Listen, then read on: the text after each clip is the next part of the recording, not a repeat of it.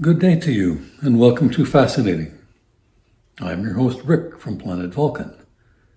My ongoing mission on planet Earth to search for signs of intelligence and to encourage its spread.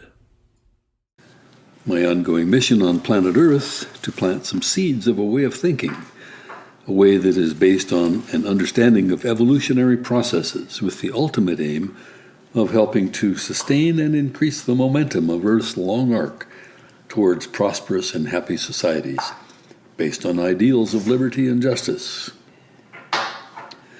I would like to repeat some things that are worth repeating from the introductory podcast to Season 2 concerning political participation on your planet as things now stand. On much of planet Earth, politics takes place under democratic political systems that are ideally responsive to the will of voters, but with actual results that are to date short of the ideal. Not only are political elites unresponsive in many cases, quite often they cynically promote various ethnorangis as a way of building constituencies. Democratic processes are inevitably messy even under the best circumstances, but when large portions of the population on all sides of an issue are immersed in and motivated by ethnorangi, democratic processes become worse than meaningless, and it's difficult to convince oneself that support of any particular faction or agenda is anything other than futile. If we can demonstrate to you that certain persistently fashionable ideas and ways of thinking on your planet are indeed ethnorangis, and why, we believe that our advice can help to improve your democratic processes as voters improve their ability to recognize faulty thinking by well-intentioned would-be intelligent designers and what passes for thinking by those who are cynically promoting ethnorangis, and little by little improve their ability to make good decisions about who and what to support. In case you are not yet familiar with this term, ethnorangi is ignorance in reverse. Ignorance is not knowing what is true. Ethnorangi is knowing what is not true. For example, not knowing that planet Earth is roughly spherical would be ignorance. Knowing that planet Earth is flat would be ethnorangi. As many of Earth's writers and thinkers, Mark Twain, George Bernard Shaw, and Frank Knight, etc., have pointed out, ethnorangi is typically a much larger problem than ignorance on your planet. There seems to be a common thread that runs through much of the current ethnorangi one encounters on planet Earth, and that thread is evolution denial. In a way that strikes Vulcans as particularly absurd, this evolution denial appears to be ultimately rooted in Earthlings' belief that you humans are not part of nature, but that you exist in a realm apart where you are not bound by natural constraints. Earthlings are animals who do not think they are animals.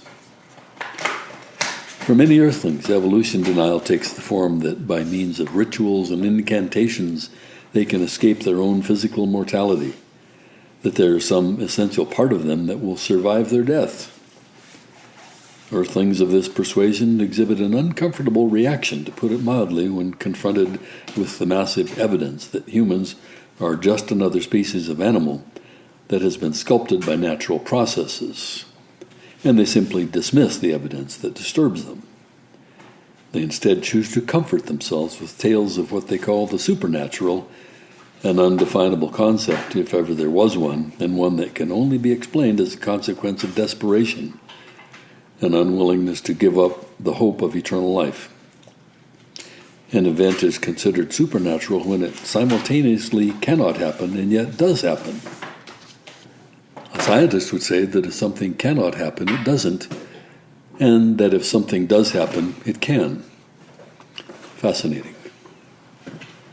Other Earthlings have at least forsworn this delusion while at the same time adopting another delusion that is not all that different. Out of the frying pan into the fire. These Earthlings have convinced themselves they have put theism and belief in an intelligent designer behind them. But they now think of themselves as intelligent designers, endowed with much the same abilities that others ascribe to a divine being. who are able to defy nature's laws when these laws stand in their way, and to create a heaven on earth by means of somehow putting good intentions into effect. The means of putting good intentions into effect invariably involves conditioning of their fellow earthlings and coercion when conditioning fails. And of course, conditioning always fails.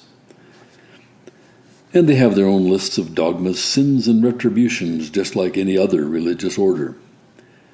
The tenacity with which the hope of doing intelligent design is held can only be explained as a desire to create and maintain an illusion of control and to be one of the controllers. Belief in intelligent design is more of an intellectual fashion statement than a serious idea, and under some circumstances, such a thing might be a relatively innocuous hobby. But humankind is facing serious challenges right now, and simply pursuing what is fashionable is unlikely to produce desired outcomes effectively. It is the actions that Earthlings take to try to deal with these challenges that produce the energy flows which will determine, by a process of evolution, and not by a process of intelligent design, the path that humankind will follow. It's important to understand that whether or not you believe in evolution, evolution is what happens anyway. Individual humans are best thought of as cells in a superorganism that we might refer to as the socio-economic system. This superorganism has a life of its own, and it follows no one's orders.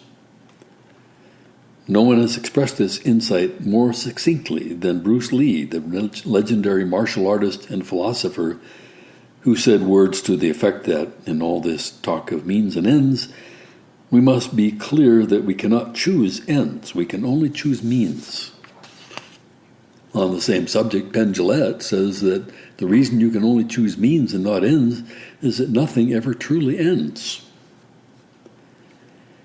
The way to understand a socioeconomic system and how to influence it is to conceive of it as an evolved and evolving dynamical, complex system.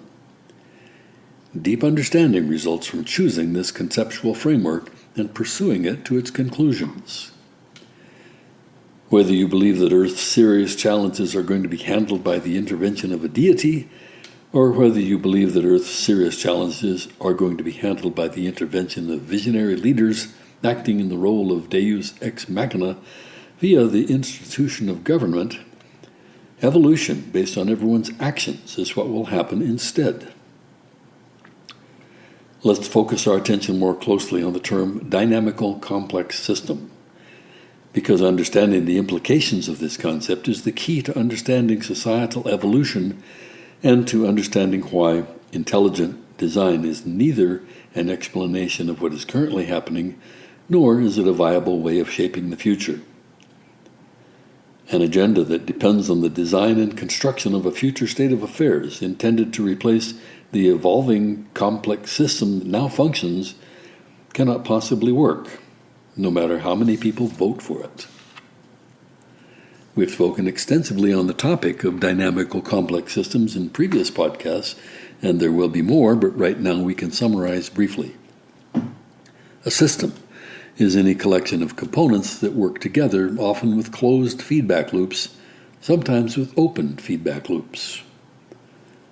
A simple example of a closed feedback loop would be the loop between a furnace and a wall thermostat in your home. When the furnace is on, the temperature in the building rises, and the rise is sensed by the thermostat, which provides negative feedback, no more heat, to the furnace when the temperature gets too high. We say then that the temperature regulation is automatic.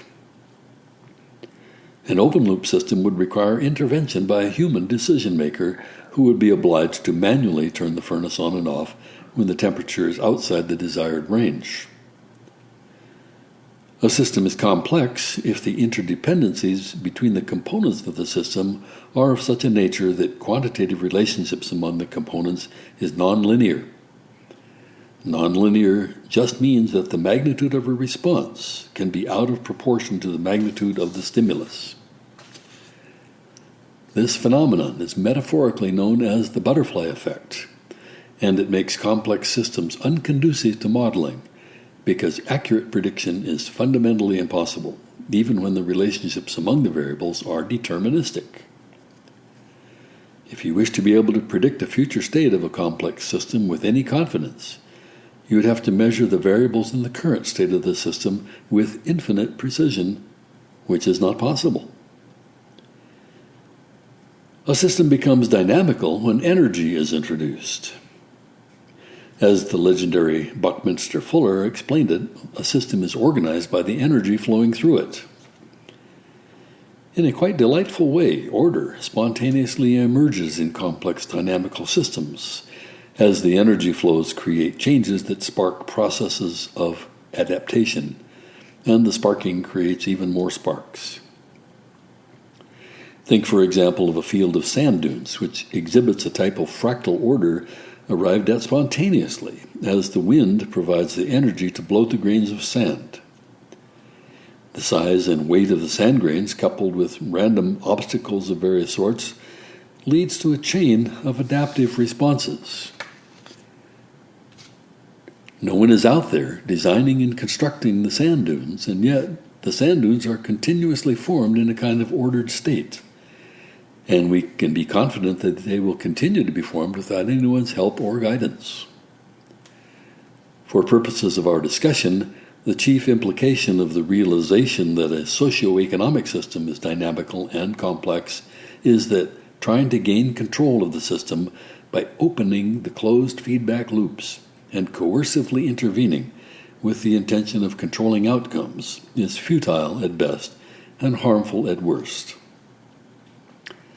As the eminent 20th century Earthling economist and philosopher Friedrich Hayek put it, our curious task as economists is to explain to people how little they understand about that which they propose to design. If you are following the reasoning presented here, you might be tempted to despair if you're beginning to grasp the extent of the complexity of the challenges Earthlings face. If it is fundamentally impossible to take control of a dynamical complex system, then how can Earth possibly deal with these challenges? There is an answer to this query, and it can be summarized briefly. And the answer is that even though nature denies us the power to design and construct a socio-economic system, it does allow us to cultivate the evolving complex system we have inherited and within which we exist, and to influence the course of evolution towards a particular pattern, even though the details of the pattern will not be accessible until the evolution takes place. It's not possible to be like architects and builders, implementing detailed specifications, but we can be like gardeners, encouraging ways of functioning that are efficient, sustainable, and just. And there is plenty of reason to believe that the prosperity and the ever-changing order that will emerge from such a process will be pleasing indeed to Earthlings in general. You can influence the patterns in the sand dunes by doing things that will influence the flow of the wind's energy. You cannot, however, stop the wind from blowing and design and build your own set of dunes, not even if you are upset that all the naturally occurring dunes are not the same size. In the upcoming season, we will continue to look for and recommend for your adoption signs of intelligence on your planet, and we will continue to point out ecnorongies we think you should avoid. You are living in interesting times. I invite you to have a listen to the next fascinating podcast and a look at the next video on our YouTube channel. You can find access to all podcasts and videos on our webpage, fascinatingpodcast.com. Please recommend Fascinating to your friends if you find the lessons from nature in these essays personally valuable. Theme music, Helium with thanks to Track Tribe. Live long and prosper. Practice the art of winning without defeating anyone. Savor your experiences, treasure your memories, anticipate a happy and rewarding future, and respect nature's wisdom.